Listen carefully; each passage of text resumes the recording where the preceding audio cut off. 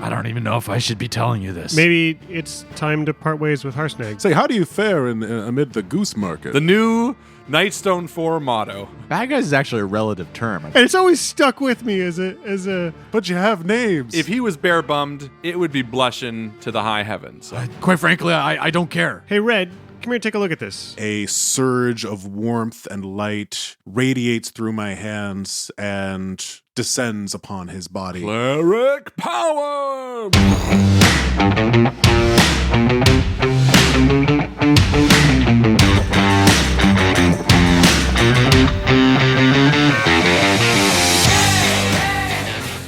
Welcome back to Dice Shame. This is episode 76, Eye for an Eye. MVP this week is Lincoln Ramos for reaching out on Instagram and saying some truly kind words.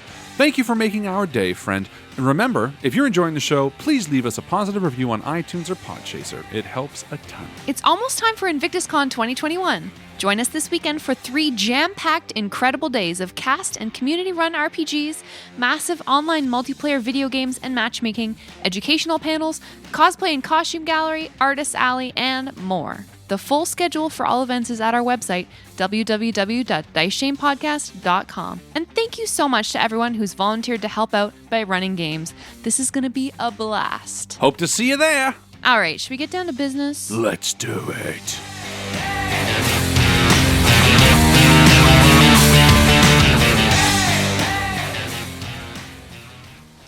You drag yourselves from the shores of the frozen lake, soaked and dazed, teeth chattering from the cold, and in reaction to the encounter with the giant ice centipede monster thing. You can hear its distant sounds reverberating through the water, an alien scream of agony and frustration at being denied its prey. That was damn close, Red says as he does that animal thing and shakes. Yeah. Harshnag just shakes his head. Fresh water. Those ice worms get even bigger in the ocean. What the hell was that? I can't believe it, Doran says as he stands there looking just miserable, dripping wet, kind of holding his arms out from his side, you know. Blip, blip, blip. Like a little kid in a snowsuit. He's shivering. Oh. Let's make a fire quickly. And Red heads over to the tree line and just strikes up a fire just to get warm and dry. Yeah. Totally. Assuming that we're relatively far away from this hideous monster. Yeah, so you're on your way again to Everlund. You are traveling parallel to the road. Harshnag wants to keep out of sight. So you're traveling just north of the road, sort of hugging the Ralvin River. Yeah, I think we'll find sort of like a stony outcropping, something that we can get a little bit of cover to warm up. Mm-hmm. Take a short rest there, do some healing, roll some hit dice. I don't know if this is going to be canon, but we ended last episode with Kraloth floating on his balloon pack to Everlund. And I am 100% okay with you guys meeting Kraloth there. I don't think that the balloon pack moves faster than walking speed. So we're just So I think you are traveling with them, but you're just like 20 feet above them. Is there a way to deactivate this thing? Just get comfortable with heights. Yeah, this is like, what do you call it? Embrace it. Immersion therapy, where you're just floating, freaking out for a while, and then you just don't care. When you look up balloon pack online, the first thing that comes up is not D&D. It's just a pack of balloons. By the Hey way. guys, you want a balloon pack? Oh, Yeah, right. party store balloon pack, $3.99. Who'd have The thought? levitation for balloon pack only lasts 10 minutes. So Kraloth, maybe you're like, see you in Everland. And then you just Start going down. 10 minutes later, they find you on the road. Yeah, that's exactly. That's I exactly. like it. the idea that you land and you don't even move. You're just like defeated. Yeah, just his face is ashen. He's just staring forward with sweat and snow falling on him, Like your butt's still in the air. shivering slightly. Hey, buddy, we're just going to start a fire here. That is the scariest thing that's ever happened to me. Come on. So you guys settle down with the fire, you get warm, dry off, heal up, take a short rest maybe. Yeah. I think after we were warm, Red pulls out one of those silver berries and just hands it to Harshnag. Maybe hold on to this, and if we tell you to, just pop it in your mouth, just in case, because we want to fly under the radar, and these help you go invisible. Hopefully they're not by mass. I would need a great many of these in that case. Yeah, it's like every silverberry converts, 100 kilograms of mass to invisible. 10 pounds. So, yeah, you travel throughout the rest of the day and then make camp at night. and break camp the next day. You'll be making your way to Everlund today. You trudge through the snow. It's getting deeper as you travel closer to Everlund, and the land grows colder and quieter as you travel. I'm looking forward to seeing Bee and Orin again, frankly. And our horses. Yeah. Say, what do we want to do with them once we start using the portals? Maybe we should find a place to stable them long term in Everland. I agree. It's not fair to drag these horses around. At the same time, it'd be nice to keep them somewhere in case we ever want to say hi. I'm sure they'll be fine here. Maybe eventually we could pay someone to take them down to the orphanage. Now that's a side adventure just waiting to happen. You hear the sounds of travelers on the road, the crunch and squeak of a wooden cart, and the footfalls of iron horseshoes, some quiet talking. It seems like there are people traveling the road alongside you. Can we see them or just hear? You can just hear them now because you're some distance from the road, maybe, 100 meters or so, but with some hills in between. Red just holds up a hand, and we'll just do a quick scout ahead. Sure. And I'll do a sneaky with a 9. Sneaky 9, eh? As you poke your head up out of the ditch to look up at the road, a wooden wagon on 2 large wheels being pulled by a shaggy brown horse just kind of rolls by exactly where you are. And it's traveling in the same direction as you, somewhat more slowly than you guys are traveling, so you've caught up to it, it seems. There are 2 human men sitting on the back of the cart, their feet dangling and kicking off the edge, and 2 other men walking behind, chatting with them. Doesn't seem like they've noticed you, Red. Do I notice any insignia, any sort of way to understand where they might be coming from or who they belong to? Why don't you roll an insight? Happily. I want to hear this happily. That would be a 16. Well, How? A 16. 16! There you go. they're wearing clothes that are kind of similarly made to each other. Rough spun wool that are dyed a similar color, worn leathers. What color? Brown, green. Oh. But I don't recognize them. No. Okay. And they're heading towards Everland. Yeah. And so there's 2 dudes sitting on the back of this cart that's full of like bushels. I will skulk back towards the party. There are some guards on the road carrying some bushels towards Everland. They might spot the giant if we get too close. Thoughts? How far are we from Everland? Like 4 hours travel. Maybe it's time to part ways with Harshnag till we meet up in Mirabar. Oh, that's not a bad idea. Hey, big guy. Are you okay if we part ways? Of course. Be safe, small folk. I just want to say it's been really wonderful to meet you, and Red hugs his calf. You take that with you. It'll bring you good luck. Thank you for everything, Harshnag. We'll see you in Mirabar on the 25th. Of course. We certainly wouldn't have been able to conquer that sea centipede without your help there. Thank you. I mean, we ran away from it, but You know what I mean. Survive. Conquer it by running. we wouldn't have been able to run away with it without your help. Survive, conquered. I look forward to us getting some answers. Me too. It will be very cold for you up north. Not like this. You'll need new equipment in Mirabar for our trek to the spine of the world. We'll make sure we do. Thanks, Harshnag. Thank you, Harshnag. Have a Harsnagging day. What does that mean? Why don't you ever do anything for me? He heads off at an angle, like northwest, kind of like a loping run. He covers a lot of ground quickly. Cool. He's a pretty cool guy. Literally, because he's frost. He's a frost giant. Do you think yeah. we should ask these guards to give us a lift in a town? Just because, why not? Yeah, we might as well walk with them. Keep them company. They seem friendly enough by the sounds of it. I mean, I rolled insight on them. I didn't get the sense that they were like... No, they're like laughing and joking with each other. Oh, well, then You they're di- good guys. Bad guys don't laugh. Yeah, bad guys don't laugh. And Bad joke guys don't around. laugh. And when they do, it's pretty obvious they're bad guys. What Yeah, is a good bad guy? guys laugh like this. Or the way Jack laughs. Right. They don't laugh like we do. What is the difference between good guys and bad guys now, really? It's the laugh. That's right. Perspective. You know what? On a total side note, I've been having this conversation a lot recently with my son. He's like, they're bad guys. And I'm like, bad guys is actually a relative Yes. term. There's actually 9 alignments, Liam. There's lawful good, chaotic. But like stormtroopers, I mean, they're not really bad. I mean, Wait, hold So on. you're telling him bad. that you're teaching your son that the Empire is good. well, what's good and bad? What I'm hearing is Nazis are okay. What I did say was that the Emperor was bad. Exactly. No. Oh, but I guess, yeah, if you're looking From the at like perspective of Germany, he did a lot of good. You sound like my grandfather. Anyway, mine too. But that, all joking aside, all right, let's go see if the caravan wants to, keep us company, and we'll head out towards the road. Cool. Oh, travelers. So you guys head out towards the road, all four of you. And the two dudes who are sitting in the back of the wagon, so they're like facing the rear, I guess, they both sort of wave at you guys.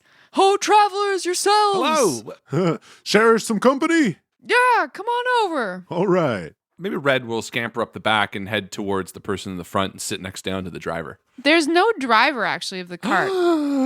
Ghost! A horse kind of plodding along, pulling this cart. Hi, horsey!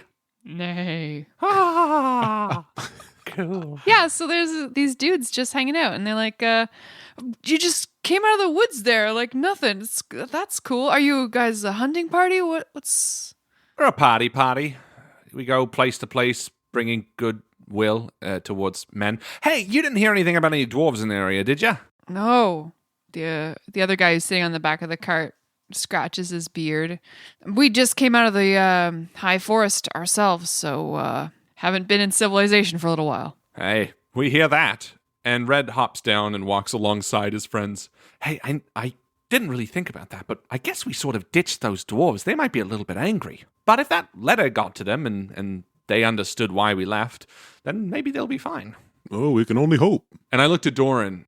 Doran is deep in thought as he trudges along the snowy path. He's looking at his feet. He looks up. He catches Red's eyes looking at him and immediately diverts them back to the ground and then looks up at Red again to try and make it seem not so obvious.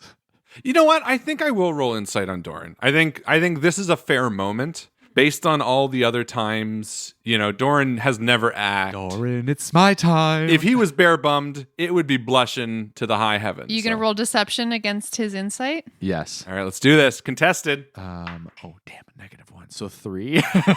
Huh? Versus 21. Whoa. Doran is Okay. an open book. And it's not necessarily that you can put together everything that happened or why he's feeling the way he's feeling, but you can absolutely read him. Doran supported Red when B came, and Doran gave him the tough love speech and, made him feel connected. And Red is really fascinated by Doran's past for many reasons. So he sort of makes eyes at Doran and sort of nods and gestures to the back, maybe of the cart, as the two others are at the front talking with the guys. Or we go to the front as the two others, trying to separate so we can talk. One of the brothers is like showing you guys what's in these bales on the wagon. Maybe Jack It's and fucking Krayla. hay. Check it out.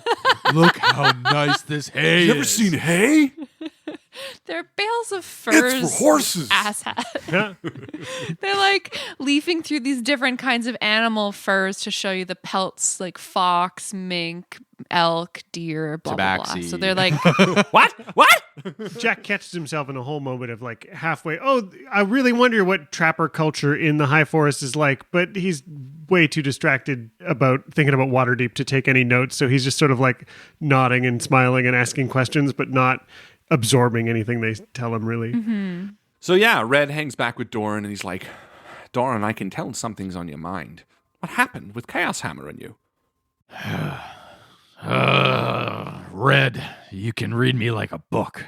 I'm not proud of it, but I don't even know if I should be telling you this. Maybe I'm not the dwarf that you thought I was. Chaos Hammer's called me out on something that I embellished on, and he's trying to blackmail me.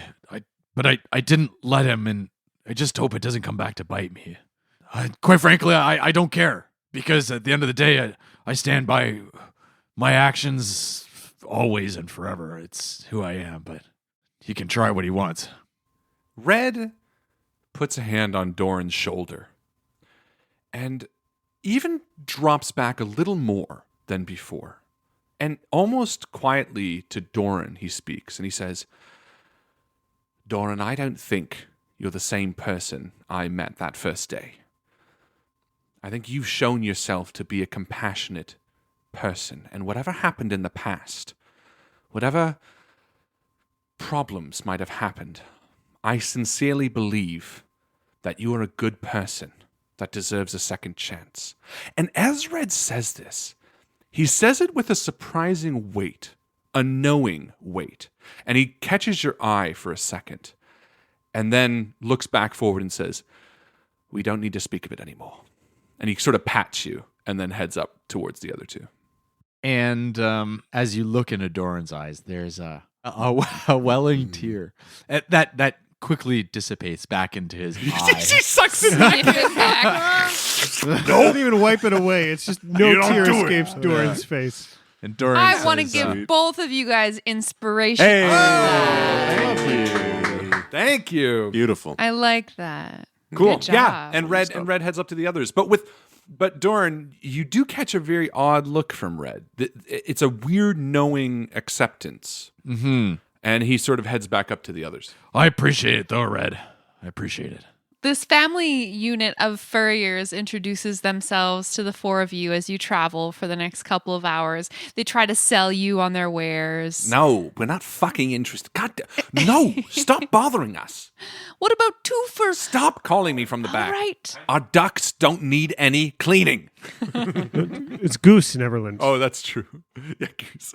No, you're so Do you work with a tailor in town? I mean, these goods, the furs look pretty damn warm. Well, we sell them in the market, just at our stall, so not directly, no. Do you know of someone we should be in contact with? Always looking for business.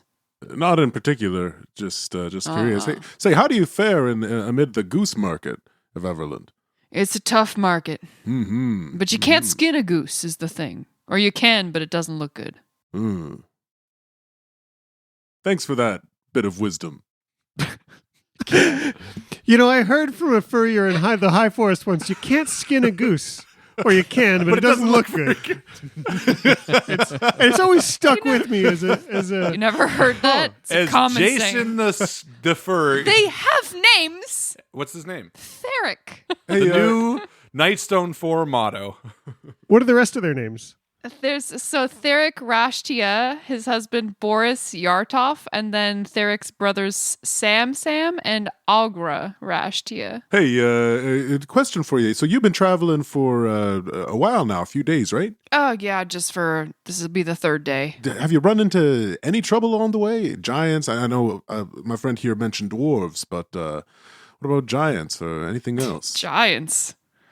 Stuff of legends. What do you mean? Did we see a giant? Did you see? Are you guys just NPCs that What? are meaningless? Yeah. Oh, okay. But you have names. No, they don't know anything. They But don't you know have anything, but they're names. cool. We never seen any giants before. You ever seen any giants? Yeah, once or twice. A couple giants. Eventually, the walled city of Everland comes into view. Yeah. 4 hours They're cool. later. Let me fast forward anyway. No, but I just didn't. Theric, Boris, if you ever run into trouble, you can always stop in at the baker at Everland. It's been a wild time out here. I'm glad you've made it out okay. Giants are rampaging through the north. There's been some dwarven vigilantes around here recently, so let's get safe to Everland. I mean, for real. Let's go. And then the horse steps just a little bit faster. Wait, you could have gone faster? Just a tiny bit. Why were we taking so long? His boyfriend in Waterdeep is... Wait, are we It's in an old Jalanthor? horse. We're heading towards Everland. So the walled city of Everland comes into view, hugging the Ralvin River and surrounded by a mile of deforestation. The shadows from Everland's walls and towers extend far across the plains in the late afternoon sunlight. As you approach, Kraloth and Red, I believe you guys have the highest passive perception. You both see many figures patrolling the walls, and there are members of the city guard actually standing out front from the gate that you're entering. Look up, boys, Red says, who I imagine is sort of perched on top of the They carriage. seem overly vigilant, more so than when we left. Doran watches Red. Hey, Jack, Yeah. I forgot my question. Okay. Well, when you remember it, Kraloth, that's why I keep a notebook around always, because I got that's tons of it. questions. That's it. I remember now. Can I borrow a notebook? Good. What's our story? So we've dealt with dwarves. There's no story. We're here to see Valharo. I don't think we need to lie to the guards. We're not with these folks. They're humble traders. I'm just thinking that it might seem suspicious, like, oh yeah, we went and we hung out with the dwarves for a little while. We met Chaos Hammer, and then we came back. I bet if we said we're on a mission from Valharo, nobody would blink twice. Yeah. Okay. I'm fine with that. Members of the city guard in full regalia have polearms crossed in front of the open doors, and they stop the merchant vehicle with you and also the four of you before you enter. State your names and business with Everlund. Boris, Theric, you guys can go first. Um, We're just going to hang out in the back here. We're on business with Valharo. We are working in conjunction with the Harpers at Moongleam Tower. Valhalla will vouch for us. We are the Nightstone Four. They open the way and stand back to allow you to pass. And there you can hear them questioning the furriers behind you on the road. Gates close at sundown and open at sunrise. Plan travel accordingly or get approval from the High Captain. listen, we're just returning back to Everlund here, but security has been ramped up since we left here only maybe a week ago. Yeah, she nods at you. Keeper of the Bridges has increased watch on all shifts. Oh, interesting. Do you know why? Red shouts. No, it's not my station. All right, let's go. Let's hit up with B and Orin. Maybe they can shed some light. And I think we head back towards the tavern we stayed in. As when you came to Everlund a short 5 days ago, the city is bustling with merchants and geese. The snow has turned to dirty slush in the gutters due to foot traffic. And the geese have turned to dirty geese in the gutters due to traffic. Due to dirty geese traffic. Some are shaved and they don't look very good. And the furrier nudges us and he's like, huh? What'd I fucking tell you? Listen, Boris, you don't have to be like that. I know my shit. The furriers say goodbye and good luck to you guys as they head off down a different road. So you head from the upriver gate down through the middle of town, passing the Bell Market. And it's kind of a similar time of day as when you first entered Everlund. It's like coming up on evening. The marketplace is all packing up for the night. And you're intending to go on in a westerly direction towards Danivar's house, which is this, if you remember, this giant inn on the river. It's like a mansion, right? Yeah, it's a mansion. And I nudge Jack and I'm like, better returning now, eh? I guess. So we're gonna go to Waterdeep soon, though. Like in the hour. Yeah. Oh God, he's the. Torrin's in trouble. I don't. No, I just wanted to say I hi. can't really think about anything else. Let's go. You're right. As you pass through the marketplace, having your own conversation, you overhear little snippets of gossip. And actually, it seems like the marketplace is kind of clumped together. Huddles of people are talking. You hear people talk about bandits and some battle, drunken patrons of an inn, and a haunting. A haunting. Can I try to overhear a conversation? Read some lips. Sure, yeah. You just want to like listen. I want to observe. Yeah, I want to read some non-ears. lips. I want to do my observant trait. Why not? I mean, I just have to see them. So got really, it. I just look. Just flaunt it. Yeah. I mean, why not? Use it. He just told the time. Told the time. Nope. think I he said I did want to even. leave He within just- the hour. That's all. Looked. But he knows what time I it is. know. I He just do. hasn't- He's Intimately. withholding. He just didn't show it. Kraloth is going to step up beside Red and put his hand on his shoulder and say, see what you can find out. And I'm going to cast Enhance Ability Ooh. and use Owl's Wisdom, Ooh. What? which gives you advantage on wisdom checks. So perception, insight, all that stuff. Mm-hmm. I can read all the lips. I'll roll my check, which was a 14, Perception. Yep. 22. Nice. You look across. I'm picturing this like a Sherlock Holmes sort of moment where you like look at something and zoom in on people's mouths across the square or whatever. You hear someone say that a dozen bandits attacked Danivar's house and made off with all the furniture. You hear from another side of the square someone saying that a bloody battle between some drunken patrons at the king's carriage left 4 dead and that it's closed for the whole day. You hear someone say members of the city watch saw a spectral apparition last night that walked straight through the city walls. And I tell them this, and I say, we need to get to the inn quickly. Make sure B and Orin are okay. Of course. And yeah, we head to the inn.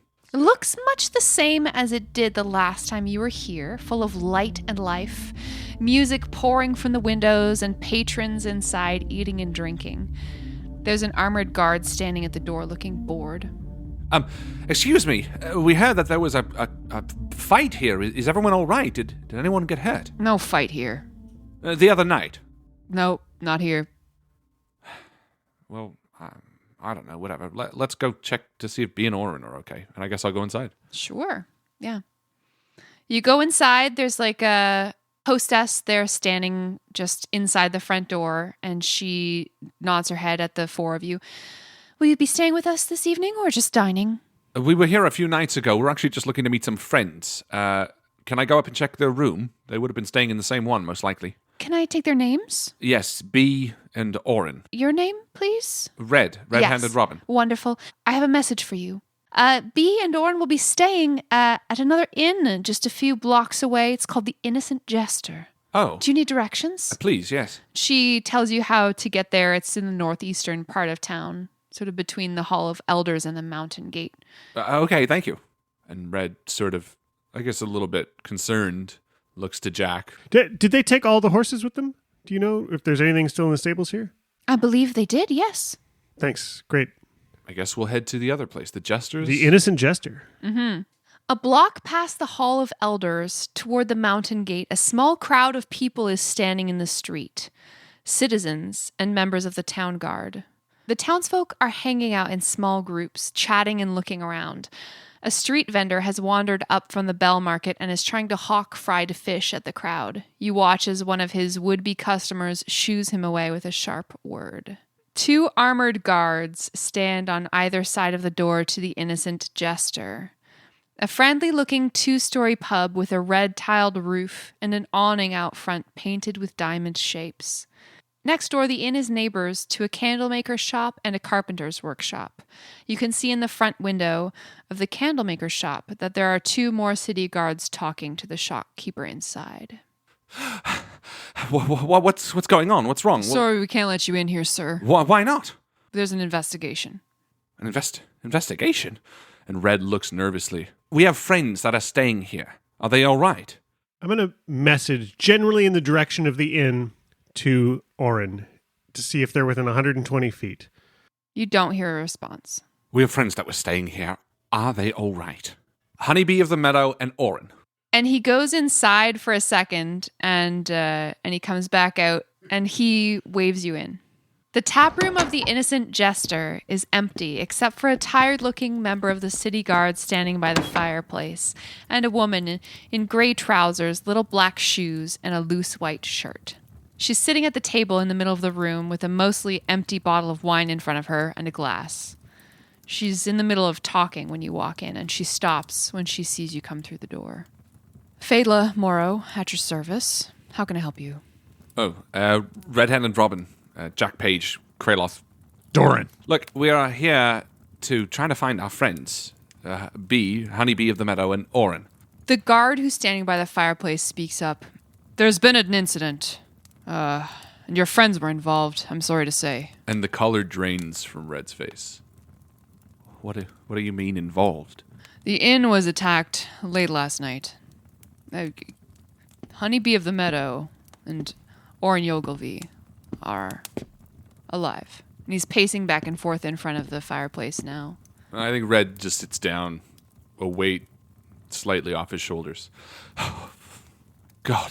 And he, holds Kraloth. I'd like to take a walk around the room quick and just investigate for myself to see if without too many more details from them, to see how much of it I can piece together for myself. Sure. So, Jack, you want to do a little bit of investigating?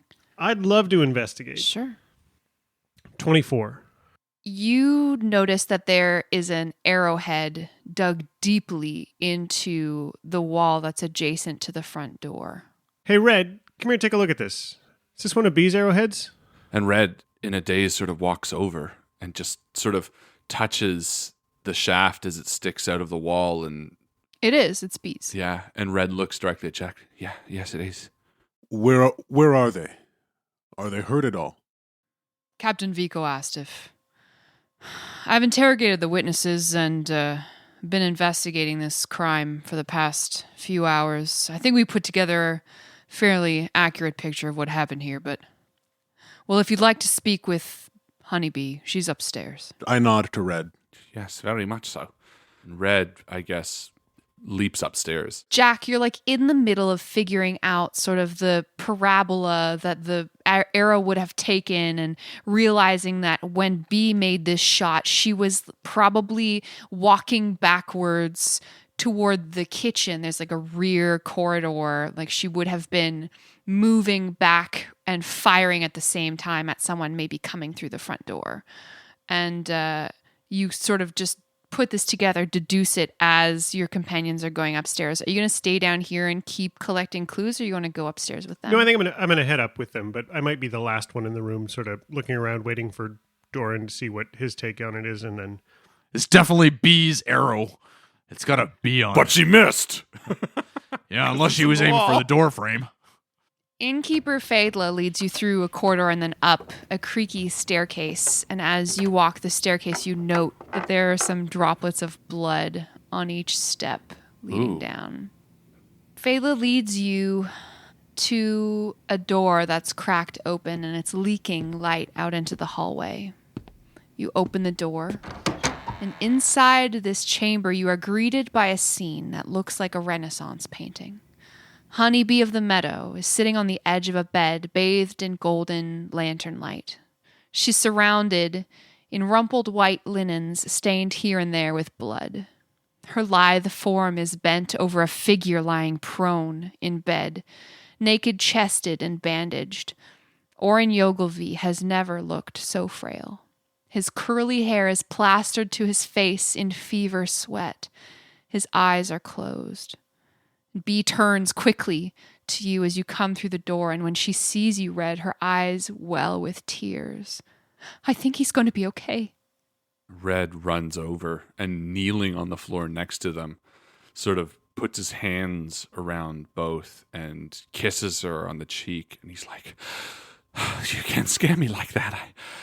Is he?" And he sort of cautiously places a hand on Ogle's tummy. And does he feel like feverish, or what is he? Do you want to roll a medicine check? Sure. 13. Yeah, he feels a little warm.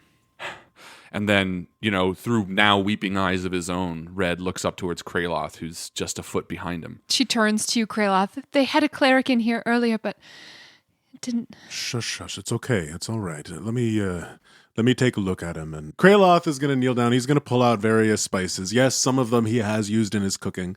And he's going to get to work. And as he's muttering a prayer at the same time, he's going to cast the same spell that he cast on Red earlier. He's going to cast it on himself to do a medicine check. So he's going to get an enhance ability. He's got advantage on this roll. Okay, so that's a 17 plus 6, so 23 medicine check. Nice.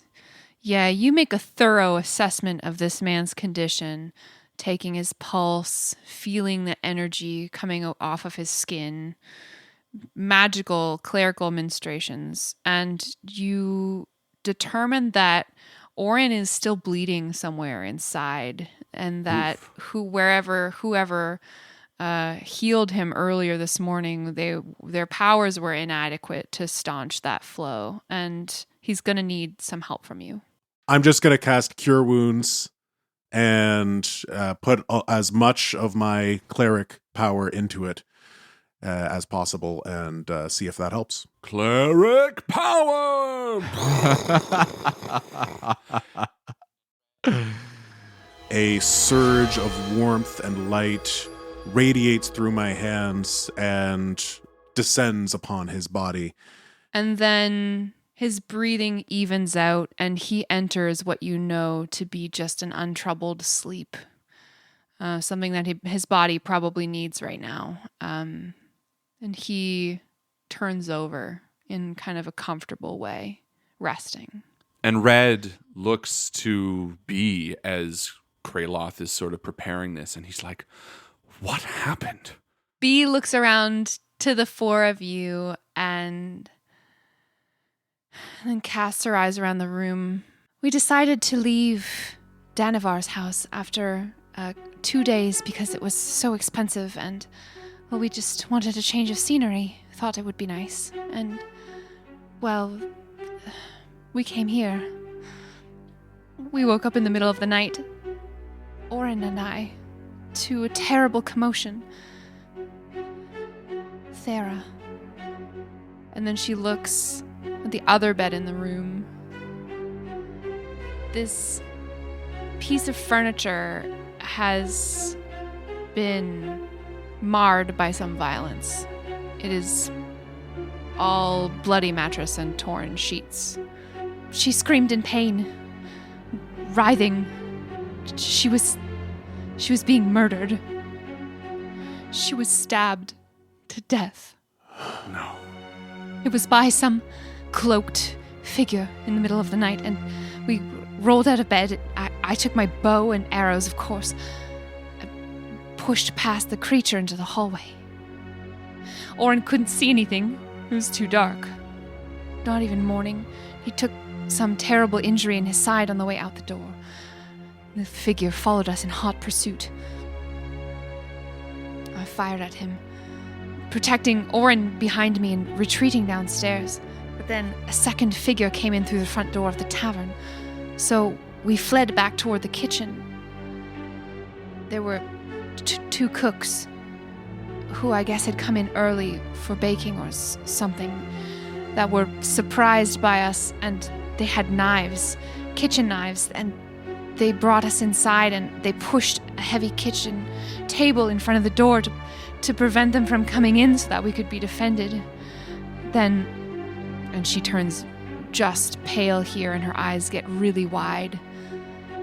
Heedless of that obstacle, two figures moved through the wall beside the door. I fired arrows at the attackers, and Oren threw whatever was close to him, ladles, pans, and the two cooks set upon the creatures with their knives. One of them fell, cut down, and then I scored a direct hit to the creature's neck, and it fell to the floor. The remaining assassin retreated, phasing back through the wall, out of sight. But Dad, it said something to me. I can't remember. Through the haze of battle, I was so afraid. It said something like, "Every burrow will be turned out, and the warren set ablaze." What did the creature look like? It had the same dead eyes, burning with vengeance. It was them. It was the Hunt Lords.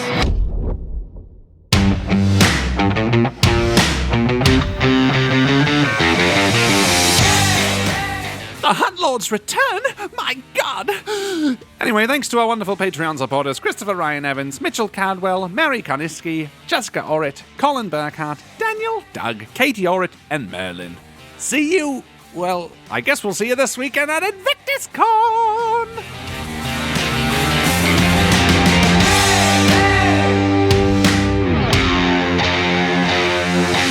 B turns to you, Red. Did you want to clap or... Thank you. Well Thank done. you, everyone. Thank you. Thanks, Kraloth. You saved It's what I do. I mean, what I it was worth a clap. Yeah, we're